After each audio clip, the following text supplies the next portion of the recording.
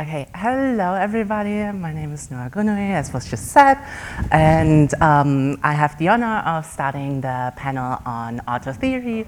And so I just want to spend a tiny bit just talking about what auto theory here means for me. I take it quite literally, so I want to theorize myself, my lived experience, and I really want to basically collapse this idea of some kind of philosophical, theoretical subject and who I am as a person with my 29 years of lived experience, with my fallibilities in my thinking and all of my pathologies, because I think it is very hard to take them apart, especially when it comes to the topic that I want to talk about today, which is gaslighting. And so when it comes to gaslighting, I think the movie Gaslight, the movie and the play Gaslight kind of really has kind of primed our understanding of gaslighting as something that is intentional, manipulative, in which one person like really actively tries to undermine the other person's trust in themselves as an epistemic and moral agent. And I think the movie specifically really tied our idea of gaslighting to intentionality. And there has been a lot of work recently that tried to also think about all these kinds, all these instances of gaslighting where someone is being like made to heavily doubt themselves in their epistemic and moral agency that happen unintentionally.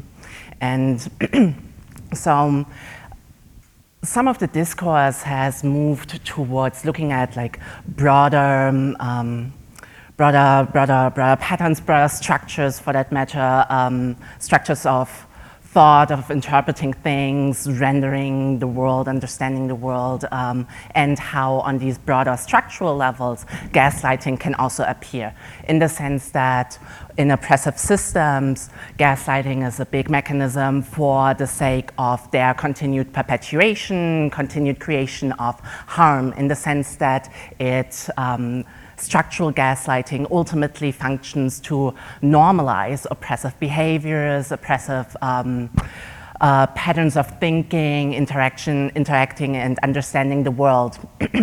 We have that, for example, the big ideas around misogyny, for example, where we see them reproduced as kind of, someone's, a woman's for that matter, individual failing to live up to certain kinds of ideas, and this specific individual failing ends up being the reason for why she experiences misogyny in the world.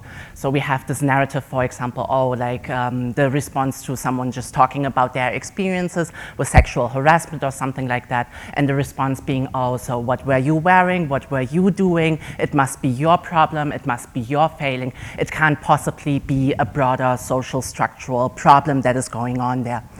And so the people working on structural gaslighting were really concerned with these kinds of dynamics between people and how they are actively being produced and disseminated in our culture, in our society, in the workings of institutions, but also in media. And so ultimately, I like to think about gaslighting as just like something that ultimately tries to respond to the problem of authority, in the sense that authority is nothing that is like inherently from the get-go was any kind of necessity given, in a sense.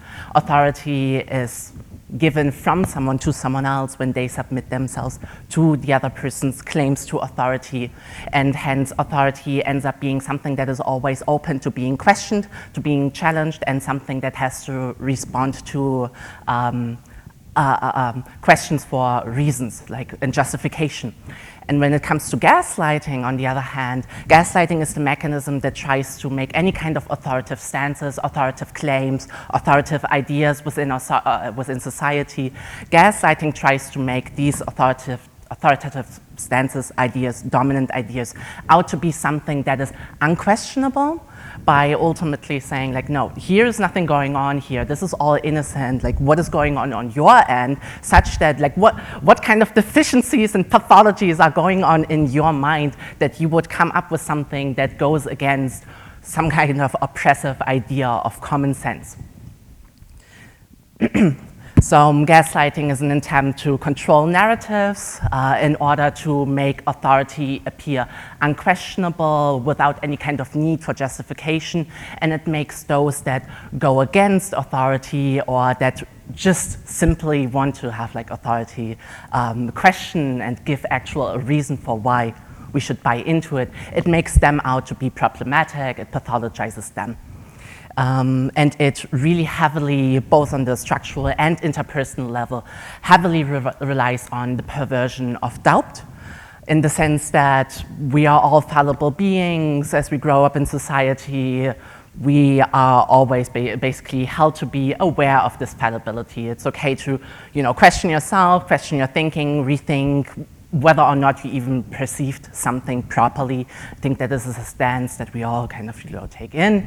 And in gaslighting, this general good faith, I am fallible, I can just question and reconsider myself, is being perverted and exploited by basically making, just like exploiting this general stance of questioning yourself, like, oh no, you do that and you do this to the extreme, which ultimately can lead to this kind of loss of sense of self and deep questioning that is so typical for gaslighting. In any case, I think, as we are thinking about gaslighting, there's also an important third dimension going on, which is the dimension of the self and self-gaslighting. I've seen this term very naturally all of a sudden appearing in shows, appearing in media, but I've been having a kind of hard time actually theorizing about it within philosophy. And so today I kind of want to approach that a little bit, what self-gaslighting is, how we can make sense of that through auto-theory, through theorizing and thinking about and reflecting on my own life, and kind of tracing the connection between structural gaslighting, gaslighting about our, the structural reality of our oppressive worlds, how that is being reproduced in interpersonal instances of gaslighting, no matter if it is intentional or not, and how that can be taken in, introjected, and ultimately leading to the self-gaslighting. Okay, so an important biographical thing about me, I have BPD, borderline personality disorder.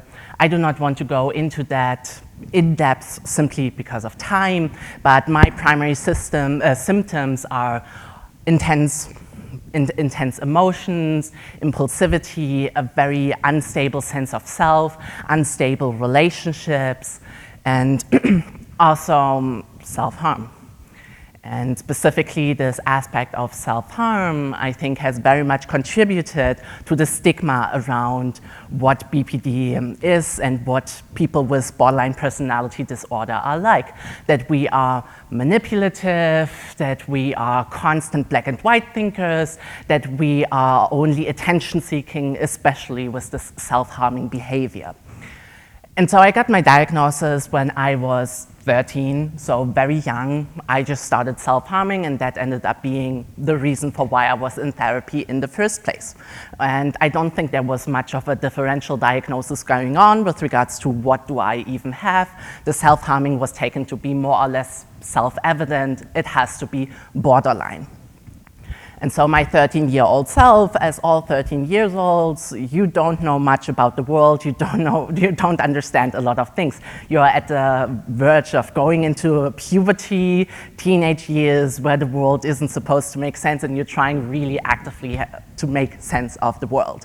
And when I received that borderline diagnosis, suddenly, okay, there was something that, helped me make sense of myself. And the stigmas that I saw, even though they're really painful ones to confront, nonetheless, I identified with them. Okay, I'm a person with borderline. the authorities are saying borderliners are manipulative, attention-seeking, black and white thinker. So I must be attention-seeking, manipulative, a black and white thinker. And that came with a lot of shame. I do not want to be attention-seeking. I do not want to be manipulative. At the same time, I also could not deny it. Was I not an overlooked and neglected child seeking for attention? Was I not constantly overthinking how to navigate my social world? Isn't that manipulative? Was I not constantly, with a strong sense of justice, for that matter, recognizing what is fair and what is not? But isn't that black and white thinking? And so I found myself really starting to question and doubt myself with regards to how I understand the world, how I understand myself, and how I navigate it.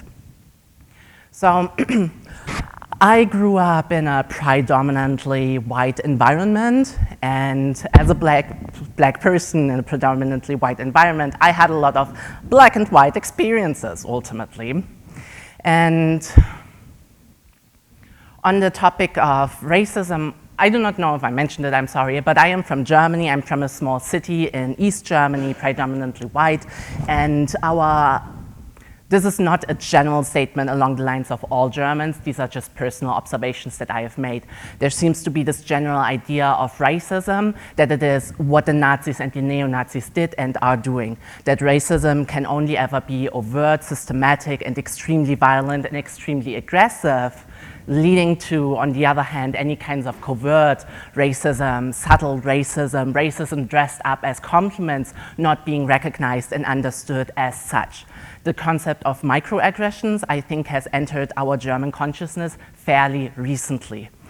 It doesn't help that specifically in East Germany, occupied by the Soviets after the World War II, and they very heavily pushed this narrative of racism is over, we are all having an anti-racist, anti-fascist stance. There is no racism. There is no racism in East Germany, much contrary to the experience of the workers that have been brought in from the African sister countries into East Germany, but officially there was no racism. And I think in many ways this idea of racism was what the Nazis did and are doing, kind of helps people to distance themselves from this idea of racism, from having to confront how they are themselves involved in it and replicating it, no matter if they intend to or not. In any case, another important aspect, just on the idea of racism, is Germany has a really, really hard time dealing with its black population. It really has a hard time in general dealing with its relationship to black people. We really love forgetting about the fact that the genocides, well, we practiced on our colonies in Africa. We practiced having concentration camps there. We killed up to 110,000 people of the Herero and Nama population, but we don't talk about that, right?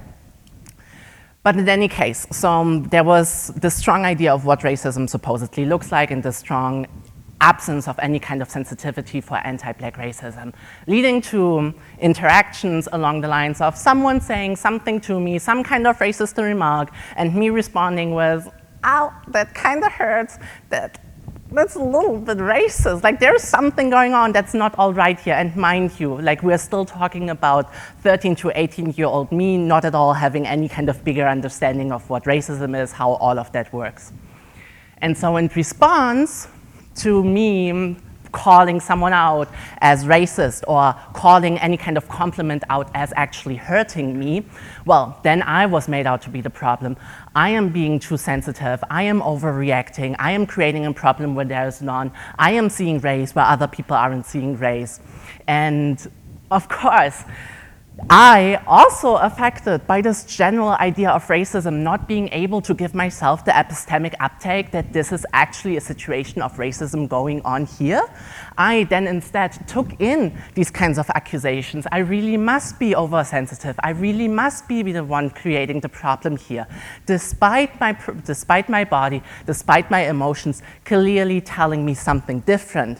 But then, I have BPD, so I cannot trust my body, I cannot trust my emotions in the first place, leading to me just constantly reproducing all of these narratives that I have internalized in good faith, because I thought they were good faith representations of what the world are, when in fact the narratives that I incorporated were very clear black and white thinking situations that allowed people to construct clear black and white interactions. So there was no room for nuance, there was no nuance in my 13-year-old self. So obviously when I say that's racist, someone else comes along, no, you are racist. I'm just like, okay, I guess so, ultimately.